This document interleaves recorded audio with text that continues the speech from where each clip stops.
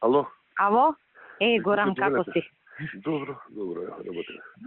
Слушај, му вртам на директорот, не ми беше достапен, на Мите не ми беше достапен и на тебе. Го барав Горан Трајковски, ми препрати премиерот од кај него една порака, дека наводно таа некоја фирма што ја контролирале ујапа сега Савајлево у Неготино тандем, дека наводно тој соработувал со нас, да не биде како реваншизам. И после Горан ми кажа дека всушност било набарање од кај нас да се контролира фирмава во рамките на Керозин. Ја ги немам тие сите податоци кои соработувал, што со... Во текст, министерке, со тоа и интервенираме се. Аха. Недоразбирање за тоа што стварно човекот од таа фирма ни помогна. Шум ни помогнал. Тој човек нема врска со оваа работа.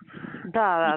Он може има нешто друго. Мене се ми кажува, Горан, вика, му најдовме црвена надписа. Викам, сега сте нашле, повлечете се. Не, најдеме после 10 месеци, знаеш. Точно, точно дека има за парното. И кај кого да влезат домата, и таа е таман така. Да, ама не, Горан, не е ист тип на прекрашување на закон, тоа и ова.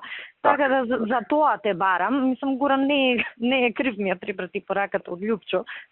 Дефинитивно од кај нас директорот му рекол.